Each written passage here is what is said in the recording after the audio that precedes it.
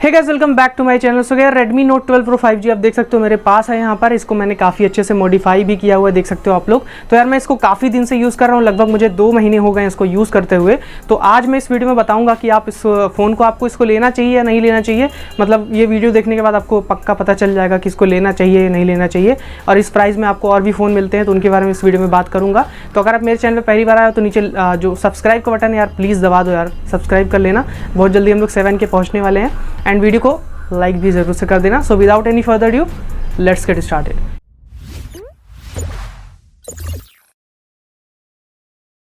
So guys यार इस phone की सबसे पहले मैं बिल्ड क्वालिटी की बात करूंगा कि मतलब यार 25,000 की रेंज में ये फ़ोन आपको लेना चाहिए कि नहीं लेना चाहिए, मतलब टूटेगा कि नहीं टूटेगा इस बारे में बात करूंगा मैं। तो यार इस फ़ोन में आपको जो है यहाँ पर कॉर्निंग गोरिल्ला ग्लास 5 की प्रोटेक्शन दे रहा है Xiaomi की तरफ से यहाँ पर। एंड इसका जो बैक ग्लास है या फिर फ्रंट ग्लास है, दोनों में कॉर्निंग गोरिल्ला ग्लास 5 की प्रोटेक्शन है। बैक ग्लास यहाँ पे आपको फ्रॉस्टेड देखने को मिल जाता है। एंड इसका जो फ्रेम है वो प्लास्टिक का आपको इसमें देखने को मिल जाता है। तो यार फ़ोन की जो बिल्ड क्वालिटी है मुझे मतलब 25,000 की रेंज में अगर इस फ़ोन को मैं बताऊं तो यहाँ पर बिल्ड क्वालिटी मुझे ठीक लगी। यहाँ पर कोई इतना इशू की बात नहीं है। बट यार जो फ्रेम है ना वो एल्युमिनियम का दे सकते थे इस प्राइस में, लेकिन उन्होंने नहीं दिया, बहुत गलत काम किया इन्होंने।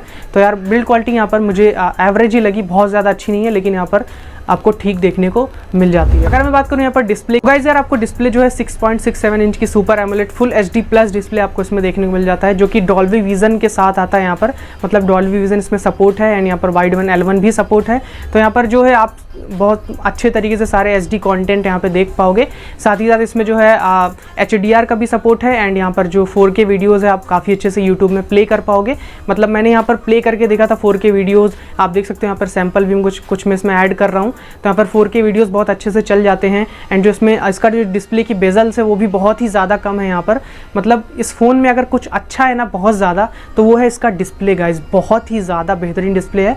मतलब आप अगर आप मतलब कोई भी इसको फ़ोन को लेने जाएगा ना तो सबसे पहले इसका डिस्प्ले ही देखकर वो बहुत ज़्यादा अट्रैक्ट हो जाएगा। बहुत ही ज़्यादा अच्छा डिस्प्ले है, बेजल लेस है, बेजल बहुत ज़्यादा कम है। यहाँ पर चिन्ह आप देख सकते हो बहुत ही ज़्यादा कम है। तो आप जो है इस फ़ोन को ले सकते हो, बहुत ही अच्छा फ़ोन यहाँ पर आपको इस डिस्प्ले के मामले में मिल जाए। तो अगर मैं बात करूँ कैमरे की गाइस, तो इसमें जो है बैक में आपको 3 कैमरे देखने को मिल जाते हैं, फ्रंट में 1 कैमरा है। तो यहाँ पर जो है कैमरे, तो गाइस इसका जो मेन कैमरा है ना उसमें आपको सोनी का सेंसर देखने को मिल जाता है, जो कि है सोनी IMX766, काफ़ी फ्लैगशिप सेंसर है यहाँ पर। मतलब जो फोटोज़ है वो बहुत ही ज़्यादा नेक्स्ट लेवल की आपको इसमें देखने को मिल जाएगी बैक कैमरे में, ठीक है। फ्रंट की अगर मैं बात करूं यार तो फ्रंट में सेल्फी में कुछ सैंपल्स लगा रहा हूं, आप लोग देख लो यहाँ पर। मतलब डे लाइट में तो बहुत ही अच्छी सेल्फी आ जाती है, बट यहाँ पर अगर आप नाइट में लेने जाओगे यार तो मतलब मुझे समझ में नहीं आता क्या हो जाता है कैमरे को। मतलब नाइट में उतनी अच्छी सेल्फी नहीं आती है। एंड दूसरी चीज़ यार इस कैमरे में ना जब आप स्नैपचैट से फ़िल्टर उल्टर लगा करके फ़ोटो खींचोगे ना यार तो पता नहीं क्या ही हो जाता है इसको। मतलब बहुत ही ज़्यादा वाइट कर देगा चेहरे को। मतलब समझ में नहीं आ रहा मुझे क्या हो जाता है। तो ये एक इशू इसमें देखने को मिलता है। बाकी यहाँ पर जो कैमरा है वो ठीक देखने को मिलता है। एंड बैक वाला यार 2 कैमरे और मिलते हैं ना, उसकी मैं बात कर लेता हूँ। एक मैक्रो कैमरा है एंड एक आपका जो है वाइड अल्ट्रा वाइड है। तो अल्ट्रा वाइड यार जो डिटेल्स हैं वो बहुत ही ज़्यादा कम आती हैं, मतलब किसी लायक का कैमरा नहीं है वो। एंड जो मैक्रो है वो 2 मेगापिक्सल आपको देखने को मिलता है। तो आप समझ ही सकते हो कि जो सब में मिलता है वही वाला देखने को मिलता है। तो उसमें भी कुछ खास नहीं है। मतलब बैक कैमरे में जो इसका मेन सेंसर है ना वही ठीक है, बाकी सब बेकार है यहाँ पर, मुझे उतना अच्छा नहीं लगा। बाकी मेन सेंसर तो बहुत सही है। बात कर लेते हैं यहाँ पर इसका जो प्रोसेसर है यार, Dimensity 1080 इसमें देखने को मिल जाता है। अभी नया प्रोसेसर है यहाँ पर, तो इसको Xiaomi ने ऑप्टिमाइज़ तो किया है काफ़ी अच्छा। डे टू डे में आप देख सकते हो यहाँ पर कोई भी ऐप ओपन करोगे क्लोज करोगे तो यहाँ पर अच्छे से यहाँ पर बहुत ही ज़्यादा स्मूथ रहता है। मतलब 120 हर्ट्ज जो है ना वो बहुत ही अच्छा है यहाँ पर। इस प्रोसेसर के साथ काफ़ी अच्छे से ऑप्टिमाइज़ किया है। लेकिन अगर मैं बात करूँ यहाँ पर इस प्रोसेसर की हीटिंग इशू की, तो यार जब से मैंने इस फ़ोन को अपडेट किया है ना, मतलब जब MIUI 13 पे आया था तो यहाँ पर बहुत ही अच्छे से चल रहा था, कोई दिक्कत नहीं थी, बैटरी बैकअप भी बहुत ही बेहतरीन था। लेकिन जब से मैंने इस फ़ोन को अपडेट किया यहाँ पर MIUI 14 पे, उसके बाद पता नहीं इस फ़ोन को क्या ही हो गया, मुझे समझ में नहीं आ रहा गाइस। यहाँ पर फ़ोन जो है बहुत ज़्यादा हीट करने लगता है कभी कभी। मतलब कभी कभी नॉर्मल यूज़ करो ना तो बहुत ज़्यादा हीट करने लगेगा। मतलब मुझे समझ में नहीं आ रहा है क्या हो गया इस फ़ोन के साथ अपडेट होने के बाद। अपडेट से पहले तो बहुत अच्छा था। अगर मैं बात करूँ बैटरी बैकअप की, तो बैटरी बैकअप इसकी बहुत अच्छी देखने को मिल रही थी। MIUI 13 पे यहाँ पर जो है लगभग 2 दिन की बैटरी बैकअप बहुत प्यार से यहाँ पे चल जाता था। लेकिन अगर जब से यहाँ पर अपडेट आया ना 1 दिन चलता है फ़ोन यार। मतलब मैं समझ नहीं पा रहा हूँ क्या Xiaomi वाले करते हैं यार, पता नहीं कैसा अपडेट देते हैं, मुझे ये समझ में नहीं आ रहा है यहाँ पर। तो कुछ इस तरीके से आपको देखने को मिलता है बैटरी बैकअप के मामले में। तो यहाँ पर कुछ इस तरीके से ये ओवरऑल जो आपको है देखने को मिलता है।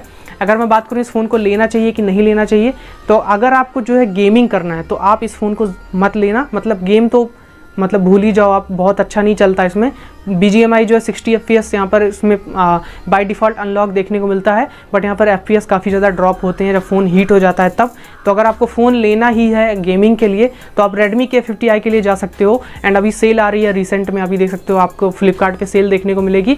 तो आप जो है यहाँ पर Realme GT Neo 3T में आप ले सकते हो। वहाँ पर आपको जो है स्नैपड्रैगन 870 देखने को मिल जाता है, वो भी 20,000 की प्राइस में। तो आप जो है उसको ज़रूर से कंसीडर कर सकते हो। अगर आपकी प्रेफरेंस जो है वो गेमिंग ही है तो आप उसको ज़रूर से कंसीडर कर सकते हो। आपको जो है full HD plus E4 AMOLED display आपको उसमें देखने को मिल जाएगा, प्लस आपको स्नैपड्रैगन 870 देखने को मिल जाएगा। तो आप उसको जो ले सकते हो जा करके। कैमरा भी आपको उसमें ठीक ही देखने को मिल जाएगा। मतलब प्राइस के हिसाब से यार बेस्ट फ़ोन आपको वो देखने को मिलेगा, तो आप उसको ले सकते हो। अदरवाइज़ अगर आपको यही चाहिए तो आप ले सकते हो, कोई इतना इशू वाली बात नहीं है। मतलब फ़ोन आपको ठीक ठाक यहाँ पे देखने को मिल जाएगा, मतलब चल जाएगा फ़ोन यार, चल जाएगा, ठीक है। तो आप ले सकते हो, बाकी कोई इशू यहाँ पर नहीं आपको देखने को मिलेगा। तो अगर आपको वीडियो पसंद आई है तो यार लाइक ज़रूर से कर देना, चैनल पे पहली बार आए तो सब्सक्राइब जरूर से कर देना। सो आज के लिए बस इतना ही। Thanks for watching and please subscribe my channel and take care all of you. Okay, bye bye guys.